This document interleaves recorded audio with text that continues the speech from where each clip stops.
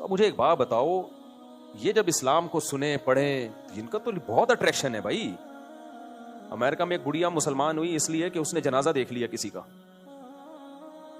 اور وہ مسلمان بھی بڑے لبرل سے تھے، کوئی بہت مذہبی نہیں تھے. ان کی دادی کا انتقال ہوا امریکہ میں، انہوں نے غسل دیا، کفن دیا، جنازہ رکھا، پڑا بڑی تمیز سے جا کے. وہ بڑھیا نے، انگریز نے کہا بھائی کتنی تم عزت مردے کو دیتے ہو، میں تو مر گئی تو مجھے تو پتہ نہیں جلا دیں گے کیا کریں گے، میرے بچے بھی آئے گا بھی کہ نہیں آئے گا. وہاں گاؤں دیہاتوں میں فیملی سسٹم ہے، لیکن شہروں میں تو یہی حالات چل رہے ہیں. تو مجھے تو پتہ نہیں کیا کر دیں گے، تو میں اگر مسلمان ہو گئی مجھے بھی یہ پروٹوکول ملے گا. انہوں نے کہا ہاں بھائی یہ تو جو بھی مسلمان ہو اس کو ہم غسل کفن کے بغیر نہیں دفناتے. وہ مسلمان ہو گئی. تو میں وہ افریقہ والے کا بتا رہا تھا، ملاوی میں نا. تو وہ لانچ میں ہمارے ساتھ آیا، اور جب دیکھا بھائی خواتین نے پردہ بھی کیا ہوا ہے، بچوں نے بھی بڑی تمیز کے بیٹھے ہوئے ہیں، اور سارے ہمارے ساتھ تبلیغی ٹائپ کے لوگ داڑیوں والے. تو اس نے آ کے بات کرنا شروع کر دی، میں بھی اسلام لانا چاہتا ہوں. تو ہم نے پھر اس کو تبلیغ کی سمجھایا. پھر میں نے ان کے ذمہ لگا دیا بھائی اس کو کلمہ پڑھا دینا. میں نے کہا میں تو جا رہا ہوں، تم نے نہیں پڑھایا نا الٹے لڑکے ہوئے ہوگے قیامت کے دن تم. پھر میں نے فون کر کے پوچھا بھی. تو وہاں مسلمان کرنا کوئی اتنا مسئلہ نہیں ہے، مسئلہ ہمارے ساتھ ہے. مسلمان کر کے سنبھالتے ہی نہیں ہمارے لوگ. کوئی ایسے کچھ سیٹ اپ ہی نہیں ہے بڑا سیٹ اپ کہ ان کو سنبھالا جائے پھر ان کو تبلیغ کی جائے کوئی. تو میں اس پہ بھی سوچ رہا ہوں، کچھ کر بھی رہے ہیں، ایسا نہیں ہے سارے ایسے نہیں ہیں، لیکن کچھ لوگ کر بھی رہے ہیں اس پہ. خلاصہ یہ نکلا کہ اس وقت دنیا میں جو ہٹ دھرم اور ضدی ہیں ان کی تو میں بات ہی نہیں کر رہا، لیکن نارملی غیر مسلم کا اسلام لانا اتنا مسئلہ نہیں. ابھی دیکھو ایک عیسائی آتا تھا یہاں بیان میں بیٹھتا تھا، کرسچن لڑکا تھا، میرا خیال ہے کتنے سال بیان سنا ہوگا. کون جس کے بیچارے کی ڈیتھ بھی ہو گئی ابھی، کون لایا تھا اس کو یار؟ ادھر ہی کوئی لڑکا آتا ہے بیان میں. تو کئی سالوں یا کئی مہینوں سے بیان سن رہا تھا. مجھے نہیں پتا تھا یہ کرسچن ہے، بیان سن کے چلا جاتا تھا.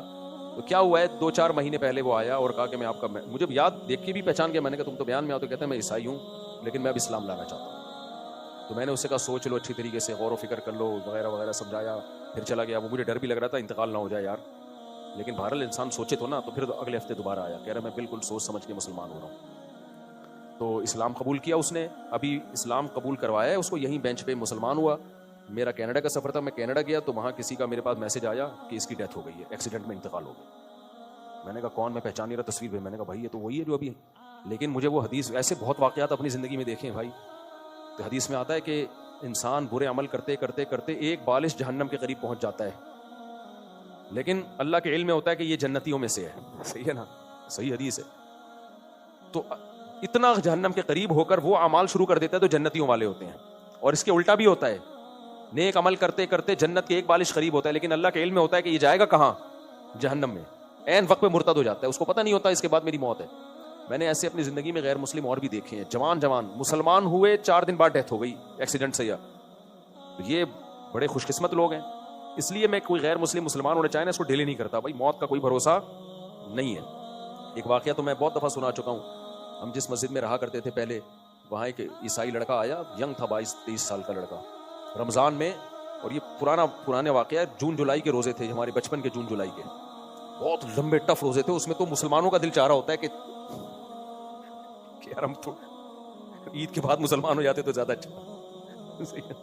اتنے لمبے ٹف روزے تھے ہمارے بچپن کی بات کر رہا ہوں. اور اس وقت ایئر کنڈیشن وغیرہ کی اتنی سہولتیں بھی نہیں تھی، بہت کم لوگوں کے ایسی اے سی جس کے گھر ہوتا وہ تو مجھے یاد ہے کہ ہم کسی بینک میں جانا ہوا اے سی لگا ہوا تھا. میں اپنے کزنوں کو ابے بھائی ایسی ٹھنڈی ہوائیں آ رہی تھیں، میں ان کو جا کے بتا رہا تھا بھائی تو اے سی بہت کم لوگوں کے یہاں ہوا کرتا تھا. تو وہ لڑکا رمضان میں مسلمان ہوا. ہماری مسجد کے امام صاحب نے اس کو بہت اچھی طرح سمجھایا، سوچ لو، جلد بازی نہیں ہے، کوئی جبری دباؤ تو نہیں ہے، کوئی لالچ تو نہیں ہے. انہوں نے کہا ہم پیسے ویسوں کا تعاون نہیں کریں گے. دیکھنا چاہ رہے تھے نا بعض لوگ 10 دفعہ روزانہ مسلمان ہوتے ہیں، ایسے بھی ہم نے کچھ غیر مسلم پکڑے ہیں. ادھر آ کے مسلمان ہوا، چندہ لیا، اس مسجد میں جا کے دوبارہ مسلمان ہوا، ادھر سے چندہ لیا. پورے کراچی میں مسلمان ہی ہو رہا ہے ڈیلی وہ. تو ایسے بھی فراڈ ہی ہیں کچھ. تو دیکھ لیا بھائی نہیں کوئی فراڈ نہیں ہے. تو ہمارے سامنے اس کو پھر امام صاحب نے کلمہ پڑھایا. اللہ کی قدرت، اگلے دن وہ بیمار ہوا ہے اور بخار آیا اس کو، اتنا سخت بیمار ہوا. لیکن اس نے اسی وقت وصیت کر دی، اپنے سارے خاندان میں اعلان کر دیا دیکھو میں اسلام قبول کر چکا ہوں، اور میری موت ہوئی تو مجھے غسل دیا جائے گا، مجھے کفن دیا جائے گا، میرا جنازہ پڑھا جائے گا. اور اس کی موت ہو گئی. لیکن عیسائیوں میں ایک چیز ہے، قرآن سے بھی پتہ چلتا ہے، مشاہدے سے بھی. اللہ کہتے ہیں کہ اسلام کے خلاف سب سے کم تعصب عیسائیوں میں ہے.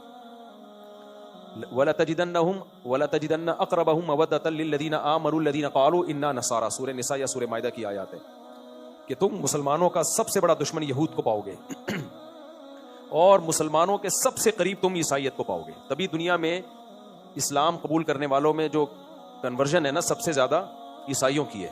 عیسائی لوگ سب سے زیادہ مسلمان ہوتے ہیں, اور ان میں تعصب بھی نسبتاً کم ہے. کوئی عیسائی مسلمان ہو جائے تو اکثر اتنا خطرناک اس کا بائیکاٹ نہیں ہوتا.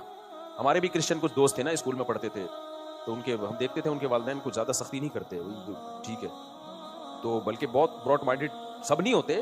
کوئی لوگ ایک دم کمنٹ شروع کر دیتے ہیں فلاں جگہ. بھائی میں 100% کی بات نہیں کر رہا, میں میجورٹی کی بات کر رہا ہوں. تو انگریزوں کا اصل مذہب بھی چونکہ عیسائیت ہے, وہ بہت آرام سے مسلمان ہو جاتے ہیں. ابھی کینیڈا میں ایک انگریز ملا, میں نے پچھلی دفعہ بھی واقعہ سنایا تھا, گاڑی ماشاءاللہ اس کی فیملی کے ساتھ آیا ہوا تھا, ہوٹل میں مجھ سے ملا, کہتے ہیں میں تو ٹوٹی پھوٹی اردو تھی, کہتا ہے کہ میں عیسائی تھا. میں نے کہا مسلمان کیسے ہوئے؟ کہہ رہے میں بائبل پڑھتا تھا, ایک دن میں نے قرآن پڑھا تو میری تو آنکھیں کھل گئی کہ اتنی واضح آیات, اتنی واضح توحید, اتنے واضح احکام.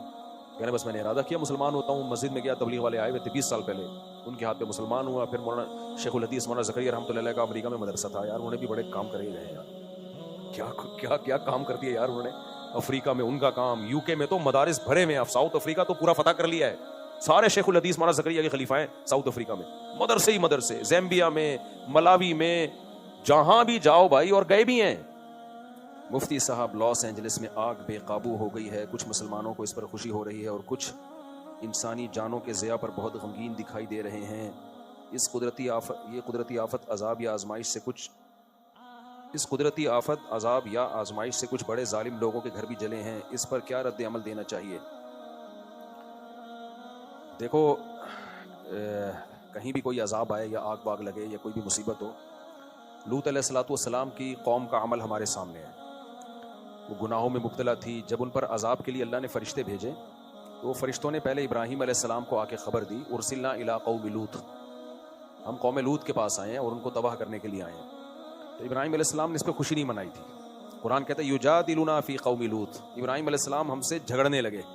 یعنی اللہ سے تو کون جھگڑ سکتا ہے, مطلب یہ کہ اتنی لجاجت آہوزاری کی کہ عذاب نہ آئے, کہ گویا کہ لڑ رہے ہیں, یہ مبالغہ ہے. اور اللہ نے فرمایا ان ابراہیم لحلیم اواہ منیب, نرم دل تھے, بردبار تھے.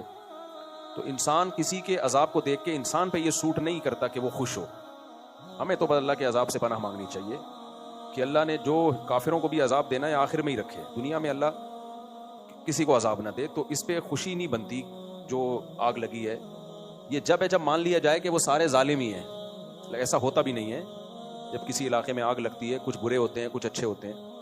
البتہ اتنی بات ضرور ہے کہ یہ عبرت کی بات ضرور ہے. غزہ میں جب آگ لگی ہے, جو روزانہ آگ لگ رہی ہے, روزانہ بم برسائے جا رہے ہیں جس میں معصوم بچے جل رہے ہیں, اس آگ پہ کوئی نہیں روتا.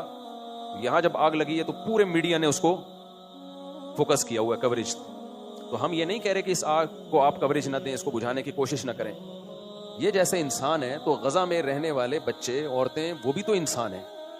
ان کے بارے میں خاموشی اختیار کر لینا, بلکہ اور اسرائیل کو اپریشیٹ کرنا, پروموٹ کرنا, اس کی مدد کرنا, تو پھر انتقام کی اللہ کی آگ بھی جوش میں آتی ہے.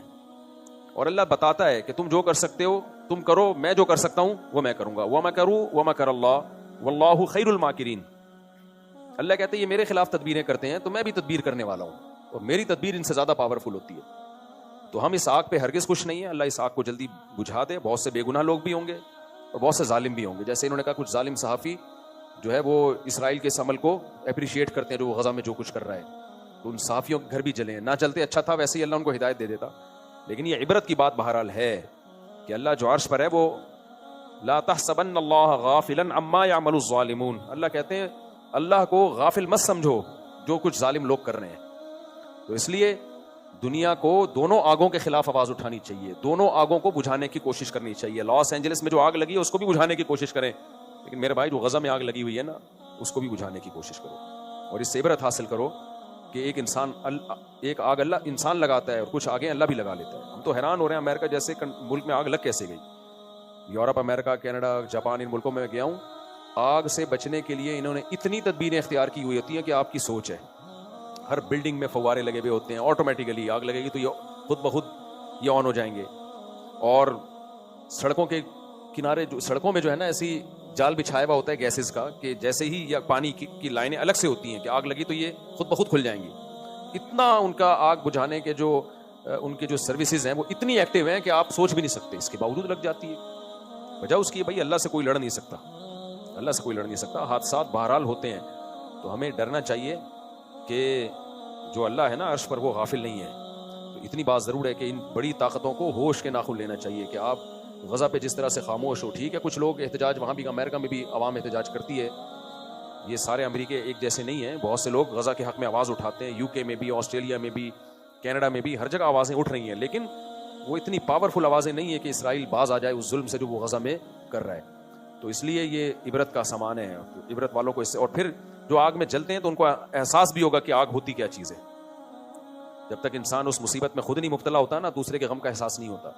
جو اللہ نے ہمیں رمضان میں روزے رکھنے کا حکم دیا, اس میں بہت ساری حکمتوں میں ایک حکمت یہ بھی ہے کہ بھوکا رہ کے غریبوں کا احساس ہوتا ہے کہ بھوک کیا چیز ہوتی ہے. جن کو کھانا نہیں ملتا ان بیچاروں کی کیا کیفیت ہوتی ہے. تو اللہ کی طرف سے آزمائشیں, اللہ تعالیٰ اس آگ کو جلدی بجھائے اور اس عذاب کو جلدی ٹالے, ختم کرے, اور لوگ جتنے جو زخمی ہیں اللہ ان کو جلد سے جلد شفا دے. لیکن اللہ اس سے ان ظالموں کو سیکھنے کا موقع بھی دے, عبرت کا موقع دے کہ جنہوں نے غزہ میں آگ لگائی ہوئی ہے, یا آگ لگائی تو نہیں ہے لیکن اس آگ کو وہ پروموٹ کر رہے ہیں, اپریشیٹ کر رہے ہیں, ظالموں کو کی حوصلہ افزائی کر رہے ہیں, یا اس آگ لگانے میں ان کے شریک بن رہے ہیں.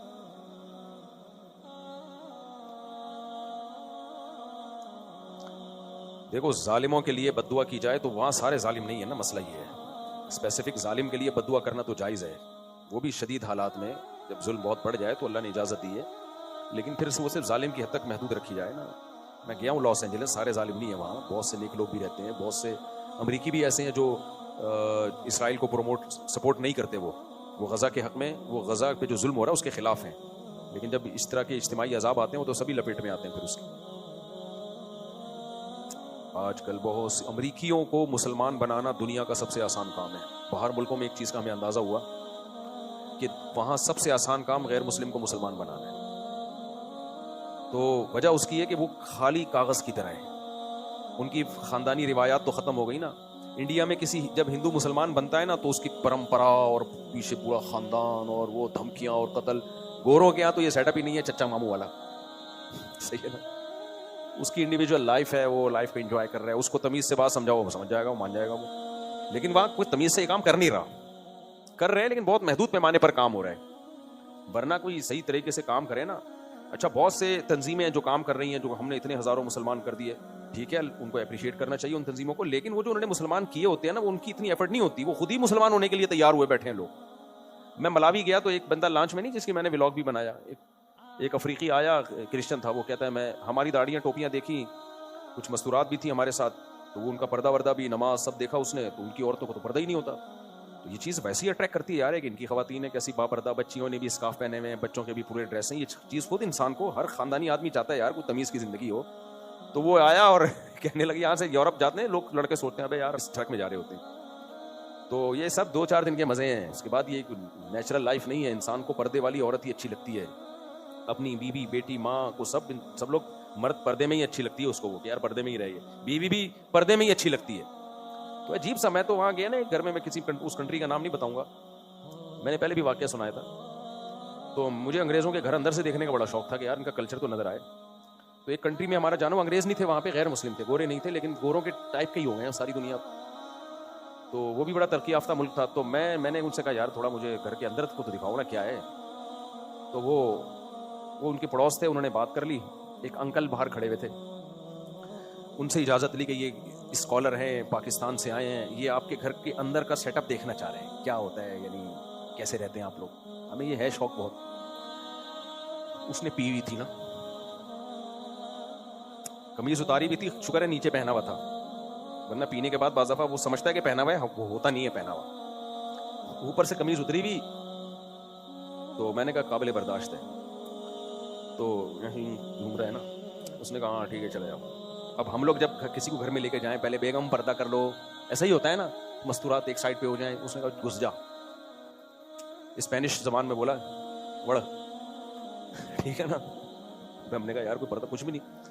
اندر گئے ہیں تو اس کی کوئی دادی بیٹھی ہوئی تھی, وہ تھی اس کی وائف, لیکن بیچاری دادی لگ رہی تھی. غیبت اس لیے نہیں, آپ کو کیا پتا, لوگوں نے نیچے لکھا تھا کسی کا راز کیوں فاش کرا. تم اسپین چلے جاؤ تو بڑی بات ہے یار, راز فاش, میں گھر کا ایڈریس تھوڑی دے رہا ہوں میں, کیا پتا کس کی بات ہو رہی ہے. اس کو بھی نہیں پتا کیونکہ اس نے تو پی ہوئی تھی. میرا ترجمہ کر کے بھی کوئی بتا دے گا نا اسپینش میں کہ آپ کا واقعہ سنا ہے, پھر بھی اس کی سمجھ میں نہیں آئے گا, اس کو پتہ ہی نہیں ہوا کیا ہے نا. پینے والے کو تو ہوش کے بعد پتا چلتا ہے کون آیا کون نہیں آیا, اس لیے اس میں کوئی غیبت نہیں ہے. تو جب میں اندر گیا ہوں تو ایک بڑھیا بیٹھی ہوئی, اللہ معاف فرمائے اس نے, اور بس وہ اوپر کر تھوڑا بہت, بھائی یار بوڑھی عورتیں اس ڈریس میں اچھی لگتی ہیں, بیٹھی ہوئی کوئی فلم دیکھ رہی ہے وہ. مجھے اپنی دادی یاد آئی, یار ہماری دادی کیسی نورانی چہرہ ان کا یار. وہ بڑھیا اس کی بیوی تھی, بعد میں اس نے بتایا, وہ بیچاری جلدی بڑی عمر کی خاتون سے شادی کر لی ہوگی, خیر وہ تو ان کا پرسنل معاملہ ہے, کوئی ایسا مسئلہ نہیں ہے یہ. تو مجھے اپنی دادی یاد آئی, میں نے کہا یار ایک ہماری دادیاں نانیاں ہوتی ہیں, نانی بھی یاد آئیں, دادی بھی, کیسا سر پہ ان کے وہ ہوتا تھا اور ہاتھ میں تسبیح, مصلے پہ بیٹھی ہوتی تھی, قرآن پڑھ رہی ہوتی تھی, اتنے چادریں تھی نا ہماری دادی کی ایک ہی مصلے پہ, اور وہ اپنے زمانے کے جہیز کا ایک بکسا رکھا ہوا تھا. ان کی انٹرٹینمنٹ ہماری دادی کی تھی کتھا پان, ایک پورا وہ ڈبہ تھا, اس میں سروتا اور کتھا اور چونا اور یہ زیادہ یہ تھا, وہ لگایا یوں رکھا اور پھر اپنا اللہ اللہ کرنا لگی, اور زیادہ انٹرٹینمنٹ کے لیے غیبتیں کرتی تھی پڑوسیوں کی, اللہ مغفرت فرمائے. پڑوس کی نا ہر وقت یہ چلی ہوتی تھی, میری والدہ اور میری دادی, ساس بہو تھے نا, ٹائم اچھا پاس ہو جاتا. بہن وہ آئی تھی, وہ بہو ہو کے آئی تھی. اچھا میری والدہ کی عمر بھی 60-65 سال ہو گئی, ان کو دلہن کہتی تھی, کیونکہ جب وہ رخصت ہو کے آئی تو دلہن تھی نا, تو ہم کہتے تھے اب تو 65 سال کی دادی بن گئی ہیں, نانی بن گئی ہیں, ابھی ان کی زبان پہ ہی تھا دلہن, کیا کر رہی. تو میں نے کہا یار ایک ہماری دادیاں ہوتی ہیں اور یہ بیچاری, اور گھر میں کوئی تیسرا فرد نہیں. ہمیں دیکھا انہوں نے ہائی فائن اسپینش میں کچھ بولا, انگلش میں بھی کچھ ٹوٹی پھوٹی انگلش. مجھے خیال ہوا تھا ہمیں دیکھ کے تھوڑا سا ہوگی, تھوڑا ہوتا ہے نا, نہیں بھائی وہ تو سب کا اسٹائل ہی ہے یہ, اس کو ان کا کلچر ہے یہ, اس کو برا نہیں سمجھتے. ہم نے کہا ہائی فائن, اس نے کہا فائن, پتہ نہیں کوئی انگلش کوئی لگی ہوئی تھی اس میں, کوئی ڈاکومنٹری. گھر بس ٹوٹل یہی, سب کا یہی حال ہے بیچاروں کا یار. اور وہ اتنی پرانی چیزیں گھر میں, پورا گھر سامان سے بھرا ہوا, اور بہت سارے ملکوں کے کچھ جھنڈے اور علامتیں. میں نے پوچھا یہ کیا ہے, اس نے بتایا کہ ہم جس کنٹری میں اپنے ہسبینڈ کے ساتھ میں گئی ہوں تو اس کا ہم نے ایک فلیگ لا کے رکھا ہوا ہے تاکہ یادگار رہے. ہم اتنے ملکوں میں, یعنی محبت والے میاں بیوی تھے, پوری دنیا گھومے. کیا محبت کے 4 بچے نہیں ہو سکے تمہارے یار. محبت کا تو پتہ چلتا ہے کہ اللہ کے بندو تم چاہتے ہو اولاد ہو, ہم دونوں مل کے پالیں, وہ ہے نہیں. پھر شاید ایک آدھ بچہ تھا, وہ پتہ نہیں کہاں شارٹ تھا, وہ 18 سال کا ہوتے ہی کہ مارکیٹ سے شارٹ ہو گیا. مجھے زیادہ ترس آ رہا تھا اس بیچاری بڑھیا پہ کہ یار مجھے بیٹا بنا لو, میں تمہاری خدمت کروں گا. کوئی ایسے یار, اب یہ اور بوڑھی ہوگی تو کیا ہوگا اس بیچاری کا. تو یہ حالات چل رہے ہیں مارکیٹ میں.